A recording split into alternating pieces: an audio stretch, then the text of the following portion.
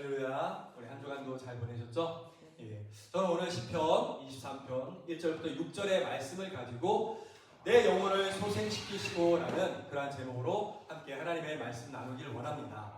여러분, 시편은 여러분도 잘 아시다시피 150편까지 있습니다. 그래서 한 편 한 편이 아름다운 시와 찬송으로 이루어진 것이 바로 시편이죠. 그리고 시편은 다윗, 솔로몬, 여러 사람들이 이 시를 쓰고 찬송을 쓴 것이 바로 이 시편이죠. 그 중에서 시편 23편은 다윗이 어려운 그 삶 중에 하나님 앞에 도우심을 구하면서 쓴 것이 바로 이 시편 23편이죠. 그래서 저도 참 좋아하는 이 시편 중에 한 편이 바로 이 시편 23편인데요. 힘들고 어려울 때마다 제가 항상 이 말씀을 되뇌는 것이 바로 이 시편 23편의 말씀입니다.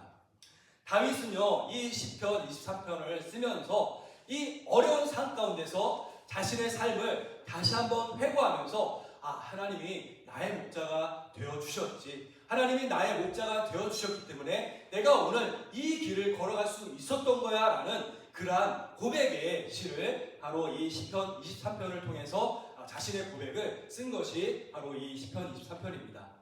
다윗이 어떤 어려움에 처해 있었는지 여러분 잘 아시죠? 왕이 되기 전에는 사울로부터 생명의 위협을 받으면서 쫓겨다니는 그러한 삶을 살기도 했고요. 또 왕이 되어서도 그 아들 압살롬으로부터 왕궁에서 쫓겨나가서 광야의 삶을 잠시 동안 살아야 했던 그러한 인생을 살기도 했습니다.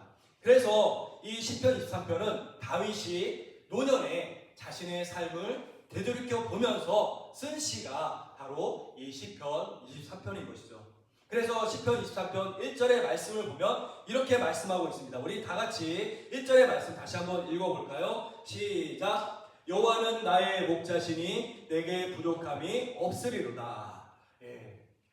자, 이 말씀은 어떻게 보면은 정말 그 평안한 가운데 쓰여진 그러한 시처럼 보이지만 사실은 처절한 그러한 삶 가운데 쓰여진 시가 바로 이 1절의 말씀입니다. 아까 다윗이 그 압살롬에 의해서, 그 아들 압살롬에 의해서 어디로 쫓겨났다고요? 광야로 쫓겨났다라고 말씀을 드렸습니다. 여러분, 광야에 한번 가보신 적 있어요? 저도 아직은 광야에 가보지 못했지만 이스라엘의 광야를 보면요, 물도 없고 낮에는 덥고 밤에는 추운 곳, 그리고 들짐승들이 언제든지 광야를 헤매는 사람을 잡아먹으려고 노리는 곳이 바로 광야라는 그러한 척박한 땅입니다. 그러한 땅에서 다윗이 뭐라고 얘기하고 있어요? 여호와는 나의 목자가 되어주신다라고 그렇게 말씀하고 있습니다. 여러분, 이게 상상이 되세요? 물이 없고 들개들이 자신을 해하려고 그렇게 노리고 있는 그 상황에서 여호와가 나의 목자가 되어주신다라는 그런 평안한 마음이 생길 수 있을까요?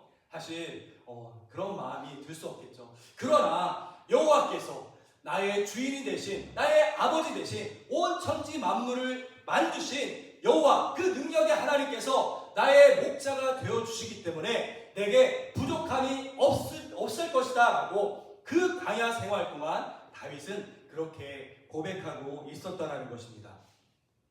이 구절에서 나타나는 하나님의 속성이 무엇일까요? 여호와는 나의 목자가 되신다라는 이 구절에서 나타난 하나님의 속성은 바로 친밀함과 하나님의 주권을 보여주고 있다라는 것이죠. 친밀한 나의 아버지 되신 그 하나님께서 주님의 그 놀라우신 오른팔로 이 광야 생활 가운데서도 나를 붙잡아 주셔서 쉴 만한 물가 푸른 초장으로 인도해 주신다라는 그 굳건한 믿음이 있었기 때문에 다윗이 그 어려운 생활 가운데서도 믿음을 잃지 않고 희망을 잃지 않고 그 광야의 생활을 버텨낼 수 있었다는 것입니다. 여러분, 목자는 어떤 역할을 하는 게 목자입니까? 양이 어려운 가운데 빠져 있을 때 자신의 생명을 내어 걸고 그 양을 끝까지 지키는 것이 바로 목자의 사명 아니겠습니까? 그러한 목자처럼 하나님은 멀리 계신 분이 아니라 항상 나의 곁에 계시면서 나의 어려움을 지켜보시면서 나를 지켜주시고 인도하시는 분이 바로 나의 목자 되신 하나님이시기 때문에 내게 부족함이 없으리로다라는 그러한 고백을 다윗이 하고 있다는 것이죠. 그래서 정말 이것을 통해서 멀리 계신 창조주가 아니라 나의 삶 가운데 가까이 계시면서 나의 삶을 세세히 살펴보면서 나의 삶을 간섭하시는 그 하나님으로 인해서 내가 만족하고 있다라는 그 이야기를 하고 있는 것입니다. 여기서 여러분들 간섭하시는 하나님에 대해서 말씀하고 있습니다. 여러분 간섭이 나쁜 것일까요? 여러분 간섭이 나쁜 것입니까? 여러분 많은 사람들이요, 특별히 우리 청년들이나 우리 학생들이 간섭한다라고 하면 그런 이야기를 하면 되게 싫어해요. 마치 꼰대라고 이야기하죠. 그래서 아니 나도 이제 다 컸는데 나도 이제 성인인데 왜 이렇게 간섭하세요? 라고 그렇게 이야기하는 청년들이 우리 학생들이 얼마나 많은지 몰라요. 그런데요, 간섭하는 게 결코 나쁜 게 아니에요. 내 앞에 불구덩이가 놓여져 있는데 내가 지금 잘못된 길로 걸어가고 있는데 그 길로 걸어가지 말라고 하는 것이 여러분 간섭입니까? 그것이 나쁜 말인가요? 그것이 꼰대들이 하는 말인가요? 아니요. 네가 지금 그 길로 가면 너의 마지막은 그 지옥의 불구덩이로 갈 수밖에 없어. 바른 길로 돌아와야 돼. 그것이 앞서 먼저 삶을 살아간 우리 어른들이 우리 청년들에게 우리 학생들에게 하고자 하는 이야기 아닙니까? 그런데 많은 사람들이 이 이야기를 귀담아 듣지 못하고 자꾸만 자신의 삶을 자신의 개인 프라이버시를 침해한다라고 얘기해요. 그래서 이야기하면 한 귀로 듣고 한 귀로 흘려버리고 만다는 것이 얼마나 안타까운지 모릅니다. 지금 지옥의 불구덩이로 가고 있는 그 모습이 뻔히 보이는데 그 길로 가면 안 된다라고 그렇게 눈물 흘리면서 기도하고 그렇게 이야기해 주는데도 듣지 못하는 그 영혼, 얼마나 안타깝고 얼마나 불쌍해 보이는지 모릅니다. 여러분, 하나님은 우리의 목자가 되어주셔서 우리가 잘못된 그 길, 저 악한 원수마귀에게 밥이 되는 그 길로 가지 않게끔 만들기 위해서 오늘도 하나님은 우리의 삶 세세토록 세밀한 부분까지 하나님은 간섭하고 계신다라는 사실을 저와 여러분들은 잊지 않으시길 바랍니다. 또 2절부터 3절에서는 이렇게 말씀해주고 있습니다. 우리 2절부터 3절 말씀 같이 한번 읽어보도록 하겠습니다. 시작. 그가 나를 푸른 풀밭에 놓이시며 쉴만한 물가로 인도하십니다. 내 영혼을 소생시키시고 자기 이름을 위하여 의의 길로 인도하시는 분아. 아멘. 여기에서 우리의 영혼을 소생시키시는데 세 가지 핵심 키포인트가 있습니다. 첫 번째는 여호와는 우리에게 안식을 주시는 공급자라고 이렇게 말씀해주고 있습니다. 여러분, 누가 우리에게 안식을 주신다고요? 여호와 하나님께서, 우리의 목자 되신 하나님께서 우리에게 안식을 주신다라고 말씀해주고 있다라는 것이죠. 그런데요, 우리가 세상을 살아가다 보면 너무나도 힘든 일이 많잖아요. 너무나도 괴로운 일이 많고 날마다 탄식할 수밖에 없는 일들이 얼마나 우리의 삶 가운데 많이 있습니까? 그런데요, 그런 힘든 일, 어려운 일이 생길 때 그리스도인도 그렇고 세상 사람들도 그렇고 어떤 모습을 많이 보여요? 예수님을 믿는다고 하면서도 많은 사람들이 안식을 주님 안에서 찾으려고 하는 것이 아니라 세상의 것들로부터 안식을 찾으려고 하는 그리스도인들이 많다라는 것이죠. 어떤 그리스도인들은요, 말씀에서 기도해서 안식을 찾으려고 하는 것이 아니라 무당을 찾아가서 무당에게 자신의 미래를 물어보는 사람도 있고요. 어떤 사람들은 물질을 통해서, 어떤 사람들은 술과 담배를 통해서 안식을 찾으려고 하는 그러한 사람들도 있습니다. 물론 그런 것을 통해서 잠시 우리의 이 뇌 가운데 도파민이 생겨날 수도 있어요. 그것을 통해서 도파민이 생겨나서 잠시 그 쾌락으로 인해서 고통과 괴로움을 잠시 동안은 잊어버릴 수 있겠지만 영원한 안식을 우리가 찾을 수는 없다라는 것입니다. 여러분, 영원한 안식은 우리가 어디로부터 얻을 수 있습니까? 우리의 안식처 되어주시는, 우리의 영혼을 소생시켜주시는 그 하나님으로부터 우리가 참된 안식을 찾을 수 있다는 사실을 여러분들 잊지 마시기 바랍니다. 여러분, 두 번째는 여호와는 우리를 치유하시고 회복시켜 주시는 분이라고 오늘 이 2절부터 3절에서는 말씀해 주고 있습니다. 소생시키시다라는 이 히브리어 슈브는 회복시키다라는 그러한 뜻을 가지고 있습니다. 상처받아서 길을 잃은 영혼을 회복시켜 주신다라고 말씀해 주고 있는 것이죠. 저와 여러분들의 영혼이 육체가 소생케 되어야 될 줄 믿습니다. 우리가 매일매일 삶을 살아가다 보면 얼마나 우리의 육신이, 우리의 영혼이 상처 입을 때가 많이 있습니까? 세상적인 부정적인 그러한 이야기들로부터 음란하고 시기 질투와 욕심으로부터 저와 여러분들이 상처 입고 살아갈 때가 얼마나 많이 있습니까? 저도 한 주간 동안 살아가면서요, 정말 세상으로부터 들려오는 그 이야기를 통해서 좌절하고 낙심하고, 내가 정말 이렇게 살아서 무엇하냐라는 그러한 자괴감이 빠질 때가 너무나도 많이 있었어요. 세상으로부터 우리는 매일매일 그러한 상처를 입으면서 살아가고 있다라는 거죠. 그런데요, 그런 상처를 회복시켜 줄 수 있는 방법, 그것이 무엇이라고요? 우리의 영혼을 소생시켜 주시는, 회복시켜 주시는 그 하나님이 우리의 목자가 되어주시고 우리의 삶을 붙잡아 주실 때 비로소 우리의 육신과 우리의 영혼이 회복되어지고 그 상처가 깨끗이 치료받을 수 있다라고 오늘 다윗은 이 시편 23편을 통해서 우리에게 말씀해 주고 있는 것입니다. 여러분, 쉴만한 물가 푸른 초장으로 인도함 받기를 원하십니까? 그렇다면 우리의 삶 가운데 오늘도 찾아와 주셔서 우리의 아버지가 되어주시는, 우리의 목자가 되어주시는 그 하나님을 만날 수 있는 저와 여러분들 되어주시길 바랍니다. 그럴 때, 그 하나님을 만나고 돌아갈 때 창세기에 보면 하나님께서 사람을 창조하시고요, 뭐라고 말씀하셨어요? 심히 보기에 좋았다라고 이렇게 말씀해 주셨습니다. 그 육신과 영혼이 하나님 보시기에 심히 좋았다라고 그렇게 말씀해 주신 것이죠. 상처 입지 않고 깨끗한 그 영혼을 하나님께서 보실 때 너무나도 아름다웠다라고 말씀하신 것입니다. 오늘도 이 시간을 통해서 하나님을 만나서 그 상처가 치유받고 하나님 앞에서 심히 보기에 좋았다라고 그런 이야기를 들으며 돌아갈 수 있는 저와 여러분들 되어주시기를 주님의 이름으로 간절히 축원을 드립니다. 세 번째, 여호와께서는 우리 삶에 공의롭고 신실한 가이드, 즉 가드가 되어주신다라고 말씀해주고 있습니다. 하나님은 우리를 인도하실 때 무엇을 위해서 인도해 주신다라고 말씀하고 있습니까?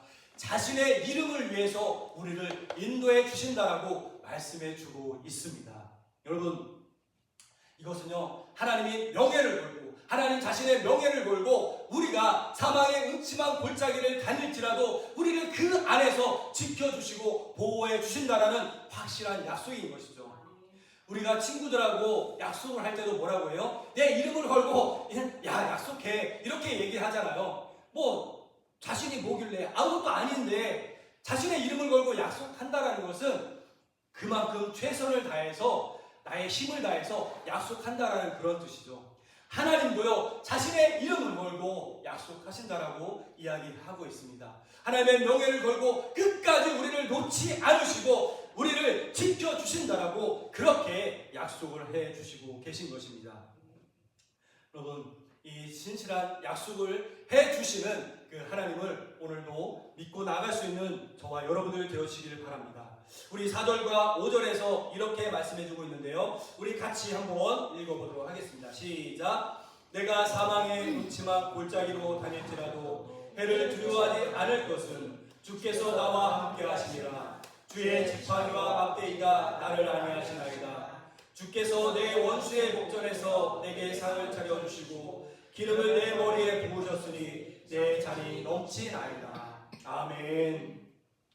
여러분, 인생의 밤이 찾아올 때 하나님의 돌보심은 더욱더 뚜렷하고 선명하게 나타나게 되는 것입니다. 4절부터 보면요, 이 시의 시점이 3절에서는 그가라고 얘기했지만 5절에 보면은 주께서라고, 주가라고 이렇게 시점이 바뀌어지고 있는 것을 볼 수 있습니다. 이것이 무엇을 얘기하는 거예요? 임마누엘의 하나님, 즉 우리와 함께 해주시는 그 하나님께서 우리와 늘 동행해 주신다라고 말씀해주고 있는 것이죠. 제가 자주 이야기하고 있는 성경 인물 중에 요셉이라는 인물이 있습니다. 요셉이라는 인물 여러분 잘 아시죠? 17세에 그 이집트에 애굽에 노예로 팔려갔는데 그 노예 생활 가운데서도 항상 하나님께서 그의 삶 가운데 동행해 주심으로 말미암아 그가 가는 곳마다 형통하게 되었다라고 성경에서 분명하게 말씀해 주고 있습니다. 저와 여러분들의 삶 가운데서도 하나님께서 늘 동행해 주심으로 말미암아 여러분이 서 있는 곳, 여러분이 가는 곳마다 여러분들을 통해서 여러분 안에 계신 그 하나님을 통해서 형통케 되어질 수 있는, 내가 서 있는 곳이 잘 되어질 수 있는 그러한 하나님의 놀라우신 은혜가 나타나기를 간절히 축원을 드립니다. 어떻게 그렇게 될 수 있어요? 내가 하나님과 동행할 때 하나님께서 내 안에 왕으로 계실 때 우리의 삶이 하나님과 동행하는 그 삶을 통해서 우리 가정이, 우리의 사업장이, 우리의 일터가 형통케 되어지는 그러한 놀라운 은혜가 나타날 수 있게 되는 것입니다.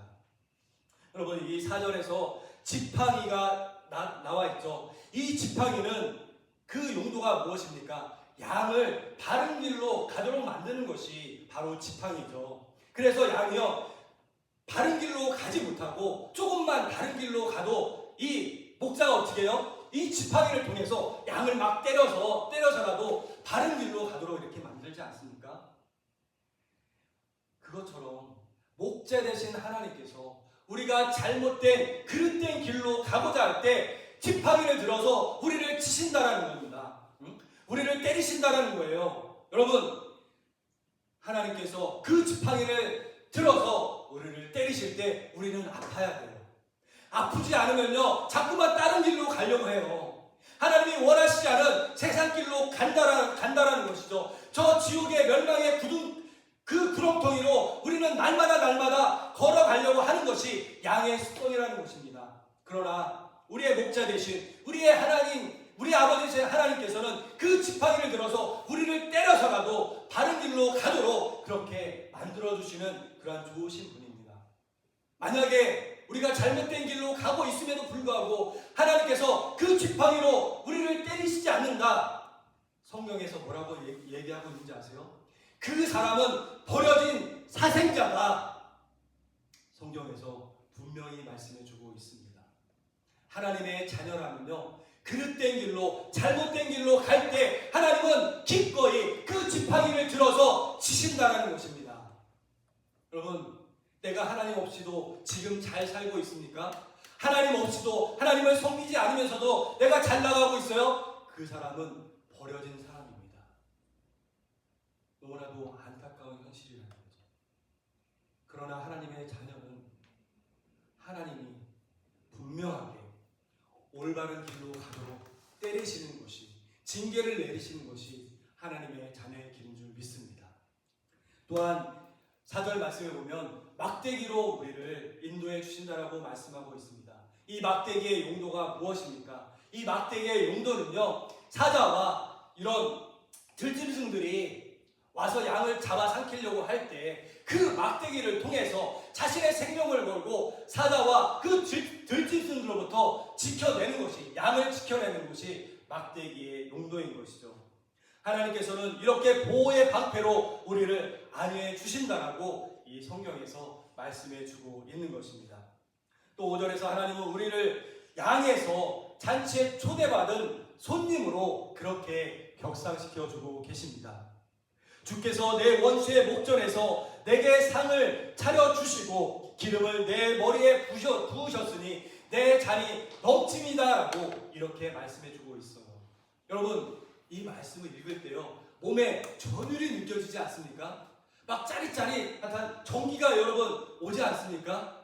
네, 저는 이 말씀을 읽을 때마다 막 몸이 막 이 소름 돋듯 소스라쳐요. 왜? 내 원수의 목전에서, 내 원수가 누구예요?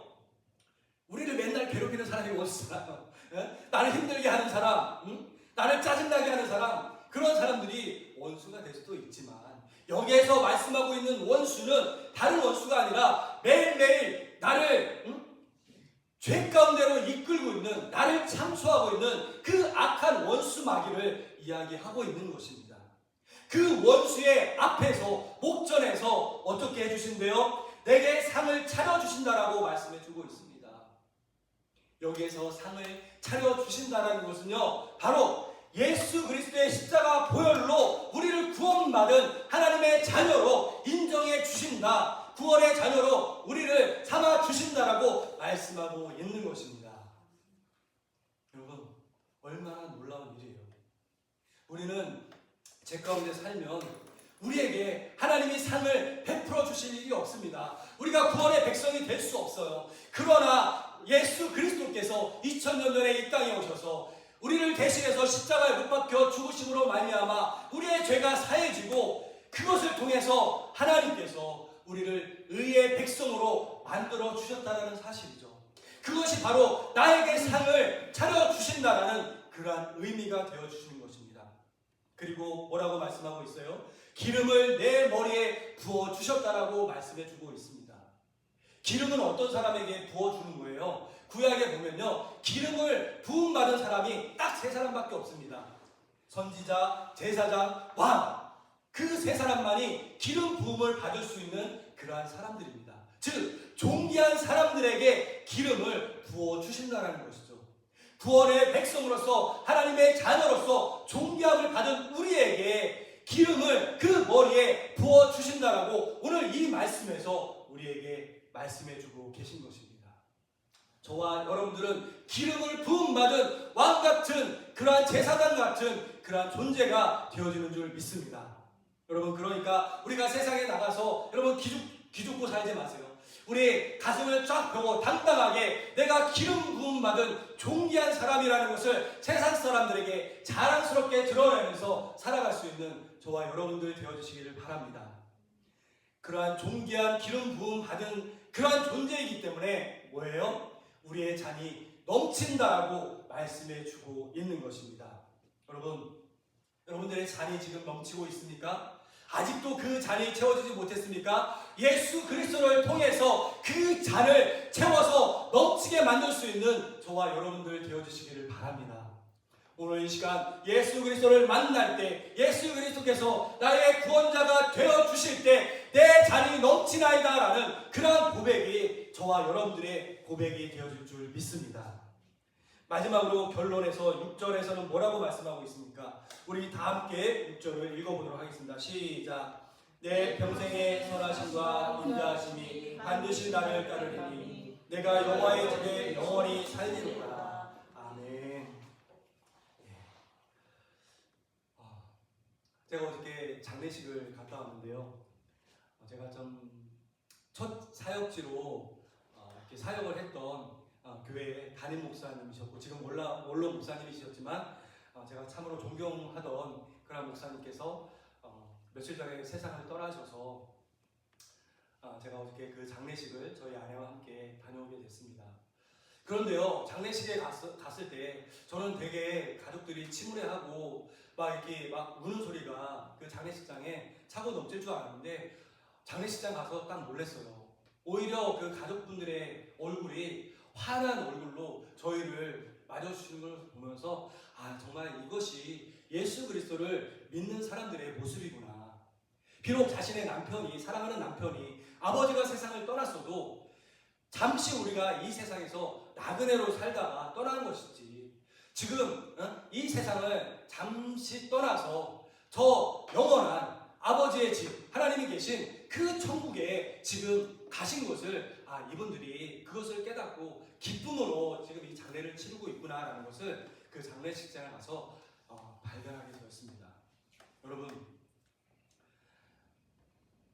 하나님의 선하심과 인자하심이 우리 삶 가운데 있을 때, 우리가 잠시 이 세상에 나그네로 살지라도 이 세상을 떠나서는 영원한 집, 하나님이 계신 그 눈물과 고통이 없는 그 집에 가서, 그 천국에 가서 우리가 살게 될 줄 믿습니다. 그 믿음을 여러분 가지고 계십니까? 그 믿음 가운데 매일매일 살아가게 되면 우리의 삶이 늘 천국을 이루는 그러한 삶이 되어질 줄 믿습니다. 여러분, 여호와 하나님은 우리의 삶의 모든 결핍을 채우시는 풍성한 목자가 되어주십니다. 죽음의 공포 속에서도 끝까지 동행해 주시는 신실한 그러한 하나님이 되어주시는 줄 믿습니다. 오늘 다윗이 그 광야의 그 험난한 생활 가운데 다윗의 목자 되어주시고 그곳에서 부족함 없이 다윗을 인도해 주시는 그 하나님을 믿고 만났기에 오늘 시편 23편에 이 고백을 하게 된 줄 믿습니다. 저희의 삶 가운데서도, 여러분들의 삶 가운데서도 정말 광야 같은 그러한 길을 걷고 있을지라도 다윗이 만난 그 하나님을 만나시고 그 믿음 가운데 나를 온전히 붙잡아 주시는 그 하나님을 발견하고 매일매일 천국의 삶을 이루면서 살아갈 수 있는 우리 주께 맡긴 교회 성도들 되어주시기를 주님의 이름으로 간절히 축원을 드립니다. 우리 함께 기도드리도록 하겠습니다.